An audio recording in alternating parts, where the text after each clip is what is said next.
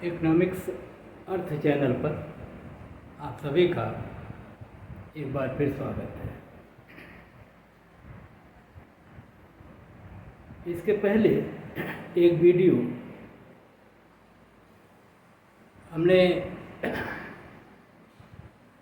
Samuelson के सार्वजनिक व्यय के सिद्धांत के संदर्भ में अपने इसी चैनल पर डाला हुआ है। संभवतः आपने उसे पढ़ भी लिया होगा, देख भी लिया होगा, और उसमें ये दिखाने का प्रयास किया गया है कि प्रोफेसर सैमुअल्सन ने किस प्रकार से निजी वस्तुओं और सार्वजनिक वस्तुओं के संदर्भ में जो राष्ट्रीय बजट का एलोकेशन या विनिधान होता है वो कितना कितना किया जाए और जिससे एक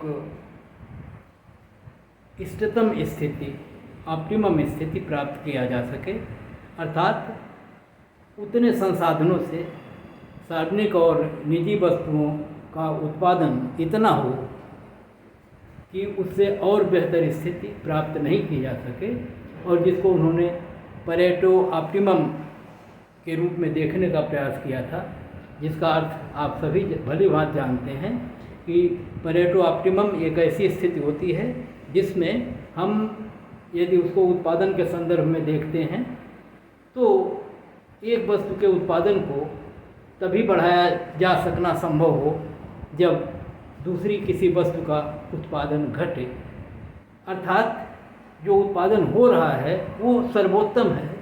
अब उससे बेहतर साधनों के एलोकेशन को परिवर्तित करके नहीं पाया जा सकता, और यदि ऐसी स्थिति प्राप्त हो जाती है तो हम इसे कहते हैं कि पैरेटो ऑप्टिमम की स्थिति प्राप्त हो गई।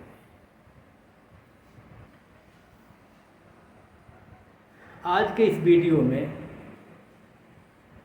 सैमुअल्सन ने जिस इष्टतम स्थिति को अपने सार्वजनिक व्यय के सिद्धांत के माध्यम से प्राप्त करने का प्रयास किया है, उनकी जो आवश्यक शर्तें हैं उन शर्तों का आज हम उल्लेख करेंगे और बहुत सरलतम गणितीय रूप में भी उसे दिखाने का प्रयास करेंगे। वहाँ हमने देखा है, और मेरा आपसे ये अनुरोध है कि इस वीडियो को जब आप पढ़ें तो इसके पहले सैमुअल्सन के सार्वजनिक व्यय के सिद्धांत को अवश्य पढ़ लें, क्योंकि उसी का ये संक्षेप है, निचोड़ है, और उनकी शर्तों को यहाँ पर सम्मिलित करने का प्रयास किया गया है। जो मान्यताएं सैमुअल्सन ने मानी है उसमें आप जानते हैं कि उन्होंने माना है कि निजी वस्तु जो है वो किसी न किसी रूप में मापनीय है, अर्थात ये वस्तु न्यूमरेय है। और यहाँ पर उन्होंने ये उल्लेख किया है कि निजी वस्तुओं को हम उनकी उपयोगिता को हम क्रम के रूप में माप सकते हैं, संख्या में नहीं माप सकते, और इस रूप में हम या जब भी जहाँ भी अध्ययन हम इन वस्तुओं का कर रहे हैं वहाँ पर हम इनकी उपयोगिताओं को क्रम के रूप में देखने का प्रयास करेंगे, और उस संदर्भ में इंडिफरेंस कर्व का उपयोग कर सकते हैं, करेंगे। यहाँ पर ये भी मान लिया गया, क्योंकि सिद्धांत को उन्होंने जब अपने दूसरे लेख में जो 1955 का है, आप जानते हैं कि दो लेखों पर ये आधारित है, एक 54 का जिसमें मैथमेटिकल व्याख्या है, और 55 का लेख जिसमें उन्होंने इसको डायमेट्रिक या चित्रों के माध्यम से समझाने का प्रयास किया है। और जब चित्रों के माध्यम से समझाएंगे तो जाहिर है कि सरलतम रूप जो सबसे हो सकता है वो है 2 डायमेंशनल डायग्राम, और क्योंकि दो ही अक्ष हैं इस नाते केवल दो ही वस्तुएं दिखाई जा सकती हैं, तो सरलता की दृष्टि से सैमुअल्सन ने सारी निजी वस्तुओं को किसी एक वस्तु के रूप में परिवर्तित करके उसे एक वस्तु के रूप में दिखाने का प्रयास किया है। और क्योंकि ये मान लिया गया है कि निजी वस्तुओं को मापा जा सकता है और सारी वस्तुओं को एक में जोड़ करके एक वस्तु के रूप में इसे दिखाया जा सकता है, तो इस रूप में निजी वस्तु एक वस्तु का प्रतिनिधित्व कर रही है, निजी वस्तु जिसमें सारी वस्तुओं का टोटल है किसी अर्थव्यवस्था के, और इसी तरह से सार्वजनिक वस्तुओं को हम दूसरी वस्तु के रूप में ले रहे हैं और उसके माध्यम से इसको दिखाने का प्रयास करते हैं। यहाँ हम आपको ये भी दिखा दें कि बता दें कि जब जितना भी हमारा राष्ट्रीय संसाधन है जिसको हमको निजी और सार्वजनिक वस्तुओं पर व्यय करना है, तो उसको हमको दो भागों में विभाजित करना है। कुछ निजी व्यय होंगे, वस्तुओं पर व्यय होंगे, कुछ सार्वजनिक वस्तुओं पर व्यय होंगे। हमें पता ये करना है कि वो कौन सा विनिधान या आवंटन या साधनों का एलोकेशन कैसे किया जाए, एलोकेशन कि एक वस्तु निजी वस्तु पर कितना व्यय हो और सार्वजनिक वस्तु पर कितना हो, और ऐसा जब हम करें तो इन वस्तुओं का उत्पादन उतना हो जो अर्थव्यवस्था के लिए सर्वश्रेष्ठ हो, उत्कृष्ट हो या इष्टतम हो।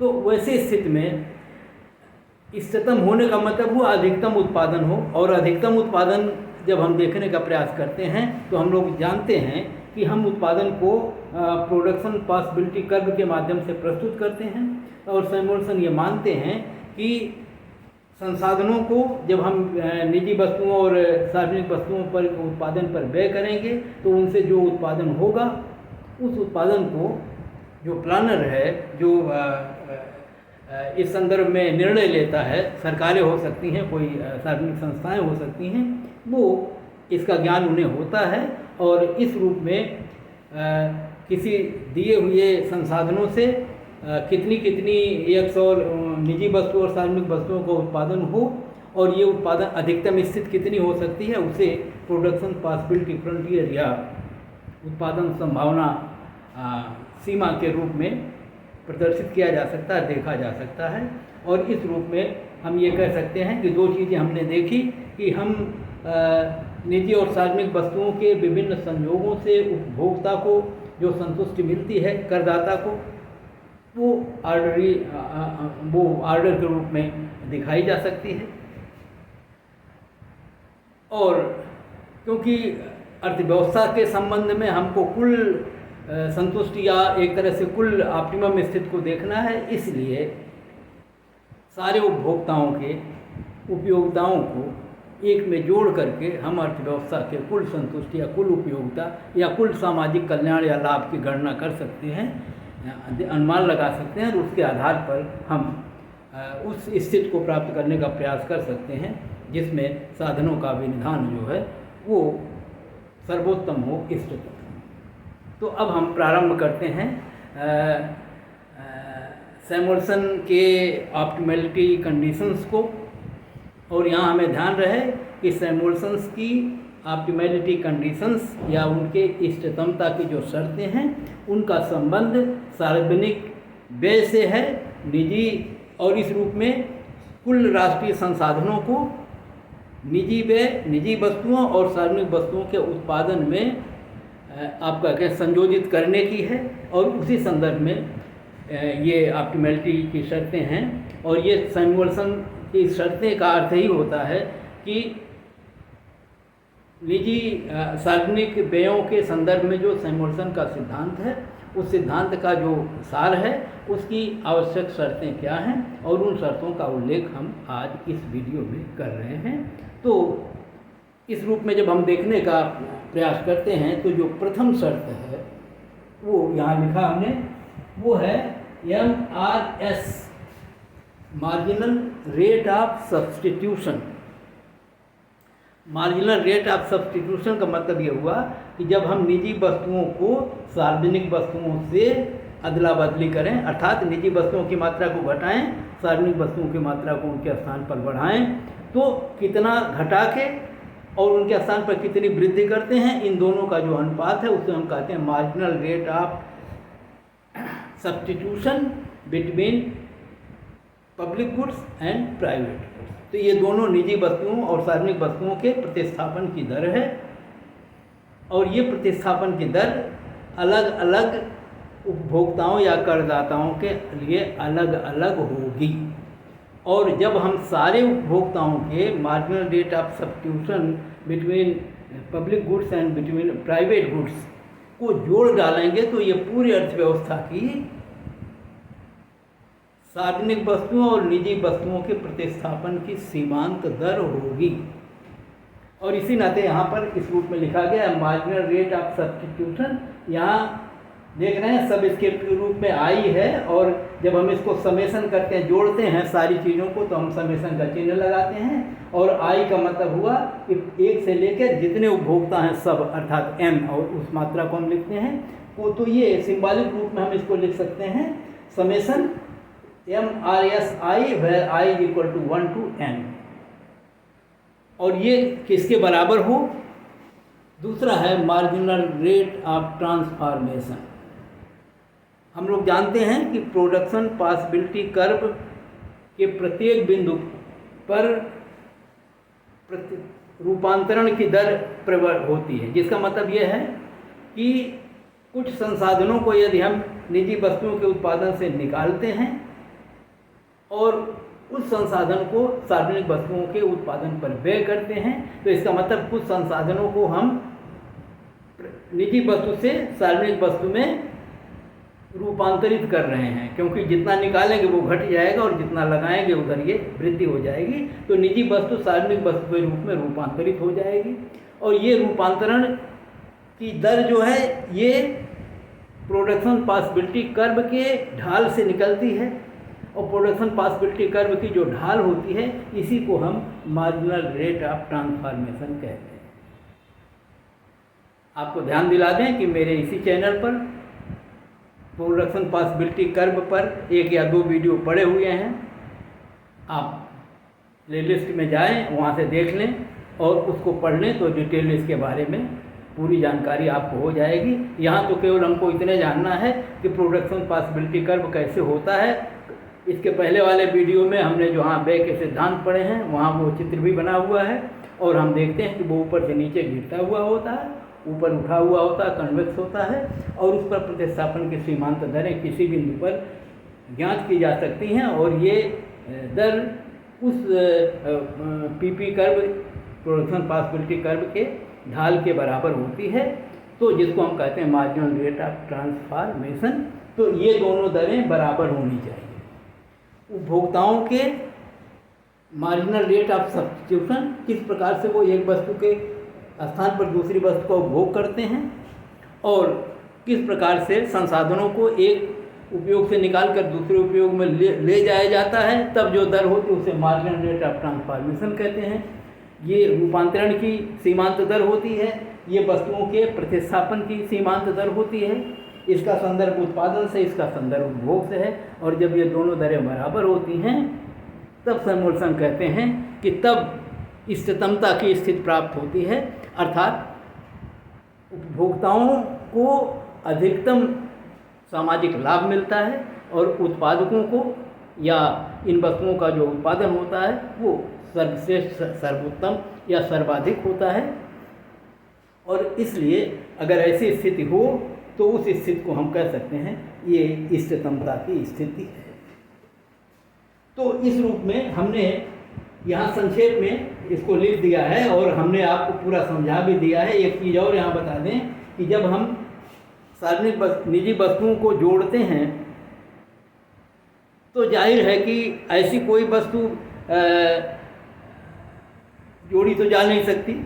हम उनको एक वस्तु के रूप में दिखाने का प्रयास कर रहे हैं, इस नाते कहा जा सकता है कि ये काल्पनिक रूप में इनके सब टोटल को दिखाती है, लेकिन जो उनकी प्रवृत्ति है उसको जिस रूप में वो होती है उसी रूप में हम इसको वर्णन करते हैं। तो ये जो निजी वस्तुएं हैं, निजी वस्तु है जिसको हम किसी एक वस्तु के रूप में प्रदर्शित कर रहे हैं, ये आर्बिट्रेरीली जो है चूजन है।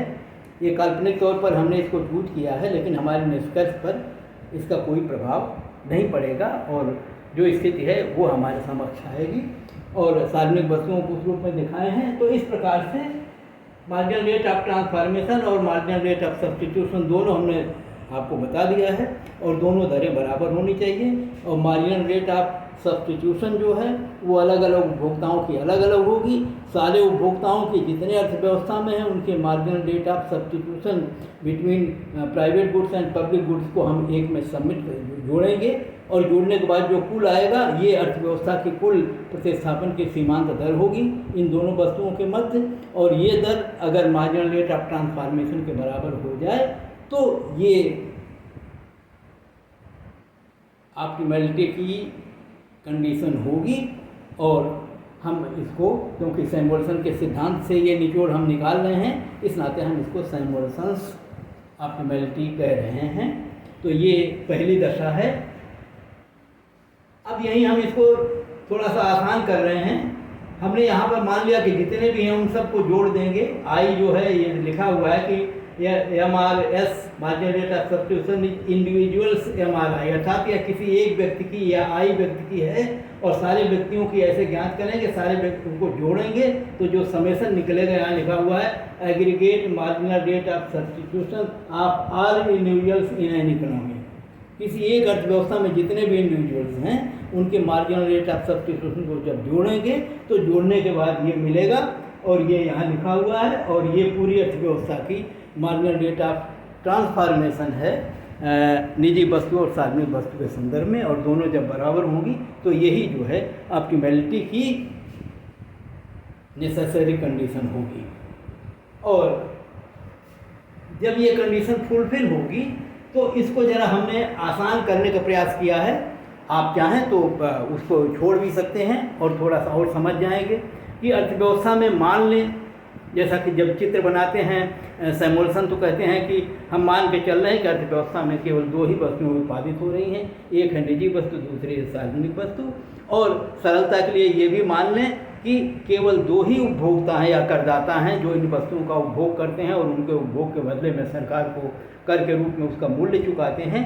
और दो ही उपभोक्ता हैं, दो ही वस्तुएं हैं। वैसी स्थिति में जब हम MRS निकालेंगे तो एक वस्तु अगर X1 माने, दूसरी वस्तु X2 माने, तो X1 की मार्जिनल रेट ऑफ सब्स्टिट्यूशन या X2 की मार्जिनल रेट ऑफ सब्स्टिट्यूशन ज्ञात करके उनको जोड़ देंगे और इतना बराबर MRP कर देंगे।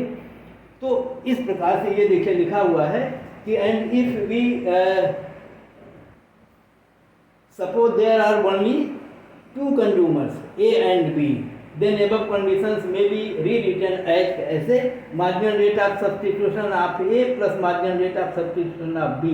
अब क्योंकि दो ही हैं इस नाते A B को हमने जोड़ दिया, यहाँ ढेर सारे थे, जितने भी होंगे पूरी अर्थव्यवस्था भर के जोड़ेंगे तो ये इक्वेशन थोड़ा आसान हो गया और ये MRT के बराबर हो।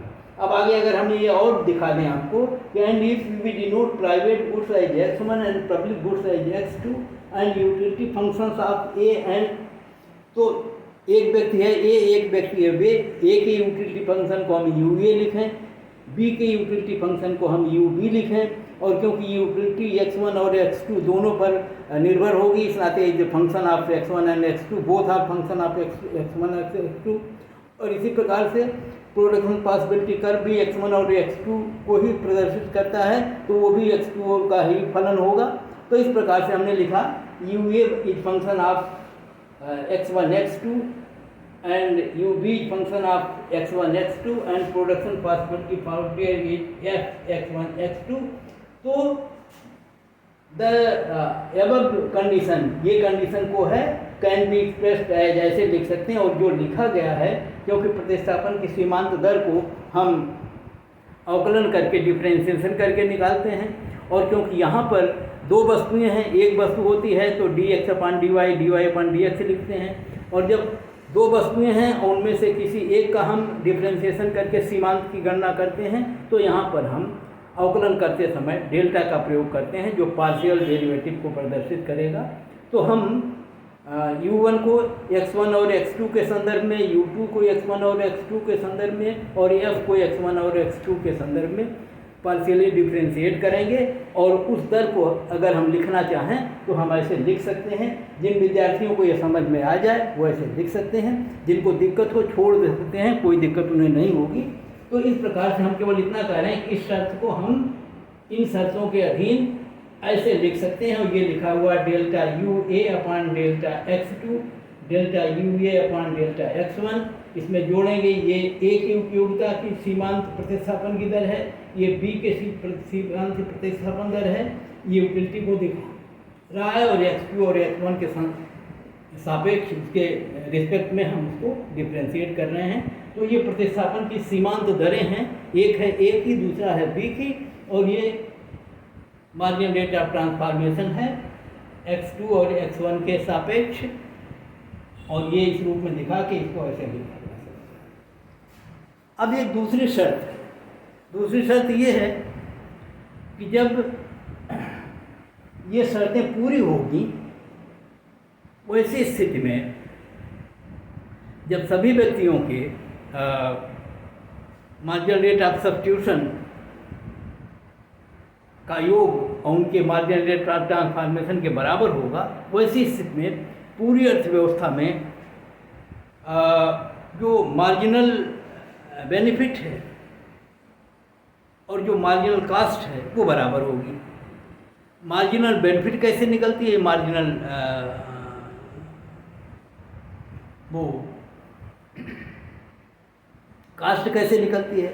उत्पादन तो समग्र एक जगह हो रहा है, एक व्यक्ति के माध्यम से। व्यक्ति का मतलब एक संस्था, वो सरकार कोई हो सकती है जो कर रही है, तो वहाँ पर हम वस्तु की सीमांत लागतें ज्ञात कर सकते हैं। और जो सीमांत वो है लाभ है, आपने देखा है सैमुअल्सन ये मान के चलते हैं कि जिस प्रकार से निजी क्षेत्र में उपभोक्ता अपने प्रेफरेंसेस को व्यक्त कर सकता है कि हम इतना मूल्य अमुक वस्तु के लिए देने के लिए तैयार हैं, और उस मूल्य पर उत्पादक जो उस वस्तु को उत्पादित करता है, तो बाजार में पूर्ण प्रतियोगिता, परफेक्ट कंपटीशन की स्थिति को इस पूरे सिद्धांत में स्वीकार किया गया है। अर्थात बाजार में पूर्ण प्रतियोगिता की दशाएं हैं, बाजार में मार्केट मैकेनिज्म काम करता है, बाजार में उपभोक्ता निजी वस्तुओं और सार्वजनिक दोनों वस्तुओं के संदर्भ में अपने प्रेफरेंसेस को रिवील कर सकता है, व्यक्त कर सकता है, और इसी आधार पर जैसे निजी वस्तुओं का उत्पादन होता है, उसी आधार पर सार्वजनिक वस्तुओं का भी उत्पादन होगा और उपभोक्ताओं की मांग के अनुरूप होगा। आपको ध्यान दिला दें कि वॉलंटरी एक्सचेंज थियरी जो एक तरह से नट बिक्सल द्वारा प्रतिपादित की गई थी, और बाद में आपने पीछे करों के सिद्धांत में हमने आपको दिखाया है, और कि जो लिंडल का मॉडल है या बोबेन का मॉडल है, और जो एक्सचेंज को दिखाता है इस वॉलंटरी एक्सचेंज थियरी के माध्यम से, जिसका कहना है कि उपभोक्ता जो है अपने मूल्य को व्यक्त करेंगे, और ये मूल्य की अभिव्यक्ति वो अपने उपयोगिताओं के आधार पर करेंगे, और जितना इस प्रकार से सारे उपभोक्ता अपने अपने अपने सरकारी वस्तुओं के संदर्भ में अपने अधिमान और अपने मूल्य के प्रस्ताव रखेंगे, और जिस मूल्य प्रस्ताव पर या आप कहें कि सरकार की लागतें पूरी हो जाती हैं, अर्थात अलग अलग उपभोक्ताओं अलग अलग मूल्य सब सार्वजनिक वस्तुओं के लिए ऑफर करेंगे, और जिस स्थिति में सबका टोटल जो है वो उनकी लागत के बराबर हो जाएगा, वो स्थिति पर सरकारें निजी और सार्वजनिक वस्तुओं का एलोकेशन उस तरह से कर लेंगी। तो यहाँ पर भी इसी प्रकार का निर्धारण होगा कि मार्जिनल बेनिफिट जो है वो उपभोक्ताओं के जो प्रेफरेंस व्यक्त किए गए हैं उपयोगिता के माध्यम से सार्वजनिक वस्तुओं के संदर्भ में, उसके आधार पर कुल उपयोगिता और सीमांत उपयोगिता ज्ञात हो जाएगी। और क्योंकि उत्पादन लागतें सरकार लगाती हैं, और सरकारें ये आसानी से बता सकती हैं कि कुल लागत इस वस्तु के उत्पादन की अंतिम इकाई की लागत कितनी कितनी है किस किस उत्पादन पर, और इस प्रकार से सीमांत उत्पादन और सीमांत लागतों को ज्ञात किया जा सकता है। अब क्योंकि सार्वजनिक संस्थाओं सरकारों का ये लक्ष्य है कि जब वो सार्वजनिक व्यय करें तो जनता का कल्याण अधिकतम हो, और जनता का कल्याण अधिकतम करने के लिए कर पक्ष और व्यय पक्ष दोनों को देखना होगा। और हम जब कर लगाते हैं या जब हम लोगों से जनता से सार्वजनिक वस्तुओं के संदर्भ में मूल्य प्राप्त करते हैं, तो हम देखते हैं कि वो उनको जो कष्ट होता है वो स्थिति और जितना वो प्राप्त करते हैं लाभ की स्थितियाँ होती हैं। और इस प्रकार से जो लक्ष्य सरकार का होता है वो ये कि जनता का कल्याण या जनता का लाभ अधिक से अधिक हो। और अगर उस स्थिति को प्राप्त करना है तो उसकी दशा हम लोग सार्वजनिक व्यय के सिद्धांत के माध्यम से जान चुके हैं कि जब किसी भी वस्तु की सीमांत लागतें और सीमांत लाभ बराबर होंगे वही अधिकतम स्थिति होती है सामाजिक कल्याण की। चाहे हम पीकू के सिद्धांत को देख लें, सामाजिक कल्याण के सिद्धांत को देख लें या पब्लिक फाइनेंस के सिद्धांत को देख लें, चाहे आगे और अगले विश्लेषणों में मस्ग्रेव वगैरह के जो हमने पीछे पढ़े हैं, तो हर स्थिति में ये शर्तें पूरी हों। और इस नाते हम दूसरी शर्त को उसी आधार पर निकाल कर ये दिखा रहे हैं कि ये दूसरी शर्त होगी marginal MB of I where I is all individuals of an economy, किसी अर्थव्यवस्था के सारे उपभोक्ताओं को प्रदर्शित करता है। और इस प्रकार से marginal benefit I where I is equal to 1 to N और MC इज मार्जिनल कास्ट। तो MBI is individuals marginal cast, marginal benefit from public goods. और जब हम इसको समेशन का जोड़ेंगे तो अर्थव्यवस्था की कुल सीमांत लाभ होगा, सामाजिक लाभ होगा, जिसे हम कह सकते हैं जो सरकारी वस्तुओं के उत्पादन से या उपभोग से इनको प्राप्त होती है। और सार्वजनिक कास्ट अगर इसके बराबर हो जाए तो वास्तव में उस स्थिति में अर्थव्यवस्था का कुल सामाजिक लाभ अधिकतम हो जाएगा। इस नाते दूसरी शर्त को भी हम इसके साथ सम्मिलित करते हैं। और इस प्रकार से 10 MBI रिप्रेजेंट डिमांड। और इस रूप में क्योंकि आपने देखा है कि व्यक्ति वॉलंटरी एक्सचेंज थियरी के माध्यम से, ऐच्छिक विनिमय उपागम के माध्यम से करता क्या है कि वो ये प्रेफरेंस व्यक्त करता है कि हम अमुक सामाजिक वस्तु के लिए अमुक मूल्य देने के लिए तैयार हैं, अगर इतना मूल्य होगा तो हम इतनी सामाजिक वस्तुओं का उपभोग करेंगे। तो जब वो अपने इस प्रस्ताव को, प्रेफरेंस को व्यक्त करता है तो एक तरह से ये उसके विलिंगनेस टू पे फॉर सार्वजनिक या पब्लिक गुड्स को भी प्रदर्शित करता है, अर्थात कितनी सार्वजनिक वस्तुओं की वो मांग करता है, जो कि निर्भर करेगा कि कितना उससे उसे लाभ मिलता है। और जितना लाभ मिलता है उसी के बराबर वो उनका मूल्य चुकाने के लिए तैयार होता है। और इस रूप में मार्जिनल बेनिफिट को हम लोग प्राप्त कर सकते हैं। और प्रत्येक इंडिविजुअल के इस प्रकार से प्रत्येक अगली इकाई के लिए दिए जाने वाले संभावित मूल्य या प्रस्तावित मूल्य को जोड़ करके हम अर्थव्यवस्था के कुल सामाजिक लाभ को प्राप्त कर सकते हैं। और अब क्योंकि इतना सामाजिक लाभ हुआ और जितना वो कर के रूप में चुकाएगा, और क्योंकि वही राशि व्यय होगी और वही राशि जो है वो कास्ट बनेगी, उसको घटाएंगे तो जो नेट बेनिफिट मिलेगी, सोशल बेनिफिट, वो मैक्सिमाइज होगी। और उसकी शर्त गणितीय दृष्टि से भी हम देख चुके हैं कि वो सीमांत लाभ बराबर सीमांत आय। और इस तरह से यहाँ सीमांत सामाजिक लाभ बराबर सीमांत सामाजिक त्याग या सीमांत कास्ट या मार्जिनल कास्ट। तो हम इस शर्त को जब पूरी करेंगे तो कुल कल्याण जो है वो अर्थव्यवस्था का अधिकतम हो जाएगा।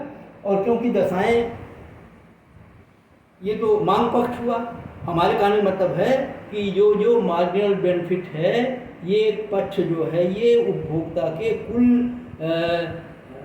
सरकारी सेवाओं के लिए दिए जाने वाले मूल्य को प्रदर्शित करता है। और जितना मूल्य वो देंगे वो उनका कुल व्यय होगा। और इसको हम एक तरह से सरकारी सेवाओं के कुल मांग के संदर्भ में भी देख सकते हैं, या ये इसको कुल मांग कह सकते हैं कि जनता कितनी कुल मांग सार्वजनिक सेवाओं की कर रही है। और अब क्योंकि ये सिद्धांत सैमुअल्सन का, व्यय का, पूर्ण प्रतियोगिता की दशाओं के अंतर्गत व्याख्यायित है। और पूर्ण प्रतियोगिता में हम लोग जानते हैं कि जो सीमांत लागतें होती हैं वही पूर्ति होती हैं। और इस नाते सीमांत लागत को हम पूर्ति पक्ष कह सकते हैं, या ये समग्र पूर्ति को प्रदर्शित करेगा। और इस रूप में अब कहा जा सकता है कि सैमुअल्सन का ये सिद्धांत, जिस पर ये MBI is equal to MC होगी, यहाँ पर कुल सामाजिक कल्याण अधिकतम होगा। और एक तरह से यह चीज़ इस चीज़ को भी व्यक्त करती है कि सरकारी सेवाओं के प्रति, सरकारी वस्तुओं के प्रति की कुल मांग और कुल पूर्ति भी इस तरह से बराबर हो। और एक तरह से सैमुअल्सन ने अपने सिद्धांत में जो निजी क्षेत्र का सिद्धांत था, जिसमें हम ये पढ़ते आते थे कि समग्र मांग बराबर पूर्ति होना चाहिए, मांग बराबर पूर्ति होने पर स्थिति अधिक अनुकूलतम या बेहतर होती है, संतुलन की स्थिति होती है। सैमुअल्सन ने सार्वजनिक वस्तुओं के संदर्भ में निजी क्षेत्र के या उस सिद्धांत को ला के प्रस्तुत किया जो सार्वजनिक वस्तुओं के संदर्भ में लागू किया गया। तो ये सैमुअल्सन की एक बड़ी देन है, जो या ऐच्छिक विनिमय उपागम का उपयोग करके और इस सिद्धांत में समग्र मांग और पूर्ति को भी बराबर करने का प्रयास किया गया। तो इस प्रकार से ये दोनों शर्तें सैमुअल्सन की ऑप्टिमैलिटी को प्रदर्शित करती है। इसको हम एक दूसरे रूप में भी देख सकते हैं। सैमुअल्सन ने कहा था कि ऑप्टिमल या ऑप्टिमैलिटी की स्थिति तब होगी जब पैरेटो ऑप्टिमैलिटी की स्थिति प्राप्त होगी। और पैरेटो ऑप्टिमम की स्थिति आप जानते हैं कि एक ऐसी स्थिति जब एक व्यक्ति की स्थिति में सुधार हो तो दूसरी स्थिति की खराब हो जाए। इसका मतलब ये है कि जो आवंटन साधनों का है उसको अगर आप छेड़ते हैं तो एक की बेहतर की स्थिति को आप बेहतर यदि बनाने का प्रयास करते हैं तो दूसरे की स्थिति उतनी ही खराब हो जाएगी, और जैसी स्थिति पहले रही वही तो रह जाएगी। तो आप उसमें छेड़छाड़ क्यों करेंगे? इसका मतलब जो स्थिति थी वो सबसे बेहतर थी पहले से ही। तो उस स्थिति को हम पैरेटो ऑप्टिमम की स्थिति कहते हैं। अच्छा, अब यहाँ ध्यान दीजिए, जो प्रोडक्शन पॉसिबिलिटी कर्व या प्रोडक्शन पॉसिबिलिटी फ्रंटियर हम यहाँ देख रहे हैं, जिसमें हम ये दिखाने का प्रयास कर रहे हैं कि निजी वस्तुओं और सार्वजनिक वस्तुओं के उत्पादन को अधिकतम कितना किया जा सकता है दिए हुए संसाधनों से। और तो हम जानते हैं ये अधिकतम स्थिति प्रोडक्शन पॉसिबिलिटी कर्व के उस सीमा पर ही प्रदर्शित हो सकती है। अधिकतम उत्पादन को वो फ्रंटियर ही व्यक्त करता है। और अगर हम उस फ्रंटियर पर संतुलन में हैं तो इसका मतलब हुआ कि पैरेटो ऑप्टिमम की स्थिति प्राप्त हो गई, अर्थात अब इससे बेहतर कोई दूसरी स्थिति नहीं प्राप्त हो सकती। और पीपी जो है प्रोडक्शन पॉसिबिलिटी कर्व, उस पर के किसी बिंदु पर जो प्रतिस्थापन की दर होती है वो होती है मार्जिनल रेट ऑफ ट्रांसफॉर्मेशन। और क्योंकि मार्जिनल रेट ऑफ ट्रांसफॉर्मेशन और मार्जिनल रेट ऑफ सब्स्टिट्यूशन दोनों बराबर हैं, इसका मतलब है कि संतुलन की जो स्थिति इसमें हम निकाल रहे हैं वो प्रोडक्शन पॉसिबिलिटी कर्व करके किसी बिंदु पर है। और क्योंकि प्रोडक्शन पॉसिबिलिटी कर्व के सभी बिंदुओं पर पैरेटो ऑप्टिमम की स्थिति होती है, तो जिस किसी भी बिंदु पर यह संतुलन स्थापित होगा और उसे किसी बिंदु पर ही होगा, इस नाते ये पैरेटो ऑप्टिमम की स्थिति होगी। कुल उत्पादन अधिकतम होगा, दोनों वस्तुओं का जो संयोग है, और इससे जनता का जो कल्याण होगा वो अधिकतम होगा। और इस तरह से पैरेटो ऑप्टिमम की स्थिति, ये दोनों शर्तें इसको पूरी करेंगी। और हमने उसको अलग से पढ़ाने के लिए आपको बता दिया कि ये तीसरी कंडीशन भी पैरेटो ये सैमुअल्सन की ऑप्टिमैलिटी की शर्त में सम्मिलित है। और इस रूप में हम इसको दिखा सकते हैं। और यहाँ आपको दिखा दें marginal rate of substitution of I to N is equal to MRT। और जब हम ऐसा कहते हैं तो ये पैरेटो ऑप्टिमम की कंडीशन है इज फुलफिल्ड, क्योंकि पैरेटो यहाँ पर लिखा हुआ है Pareto optimality is measured along the production possibility frontier. पूरे प्रोडक्शन पॉसिबिलिटी फ्रंटियर के प्रत्येक बिंदु पर पैरेटो ऑप्टिमैलिटी की स्थिति प्राप्त है। और क्योंकि ये MRT इसके किसी बिंदु से ही संबद्ध है, इसलिए जो ये सैमुअल्सन ऑप्टिमैलिटी है वो पैरेटो ऑप्टिमैलिटी को भी पूरी करती है। और इस प्रकार से पैरेटो या सैमुअल्सन के स्वतंत्रता की शर्तों को हम प्रदर्शित कर सकते हैं, दिखा रहे हैं। यहाँ पर इतने से आपका काम चल जाएगा। और पैरेटो ऑप्टिमैलिटी का मतलब जब हमने कह दिया कि उत्पादन की सर्वोत्तम स्थिति, तो अब उसमें अलग से अन्य चीज़ों का उल्लेख वहाँ करना नहीं है। वैसे हमने यहाँ थोड़ा सा ध्यान दिलाया था कि इसमें एलोकेटिव इफिशिएंसी भी होगी, इसमें प्रोडक्टिव इफिशिएंसी भी होगी। और अगर पूर्ण प्रतियोगिता की स्थिति है तो इसका मतलब है कि जितना कुछ उत्पादन जिस किसी रूप में भी बढ़ाया जा सकता है, उतना प्रोडक्शन पॉसिबिलिटी कर्व पर होगा, और इस नाते ये अब इससे बेहतर स्थिति नहीं हो सकती, और इस नाते हम उसको परेटो ऑप्टिमम की स्थिति कह सकते हैं। तो इसके माध्यम से, इन 3 शर्तों के माध्यम से हम सैमुअल्सन के ऑप्टिमलिटी को बता रहे हैं, और ये जो ऑप्टिमलिटी कंडीशन है ये दिए हुए राष्ट्रीय संसाधनों से को सार्वजनिक वस्तुओं और निजी वस्तुओं के उत्पादन करने की व्यवस्था को, जिसको हम कहते हैं कि संसाधनों को निजी वस्तुओं और सार्वजनिक वस्तुओं के मध्य एलोकेट करने, आवंटित करने की समस्या से संबंधित है। और इस प्रकार ये एलोकेशन ऑफ रिसोर्सेज है, और जिसमें रिसोर्सेज को हम निजी वस्तुओं और सार्वजनिक वस्तुओं पर इस प्रकार से व्यय करते हैं कि उन दोनों वस्तुओं का जो उत्पादन होता है वो इष्टतम, सर्वोत्तम होता है, उत्पादकता की दृष्टि से भी और कल्याण की दृष्टि से भी। तो आज का वीडियो हम इसको यहीं समाप्त करते हैं, फिर मिलते हैं अगले वीडियो में।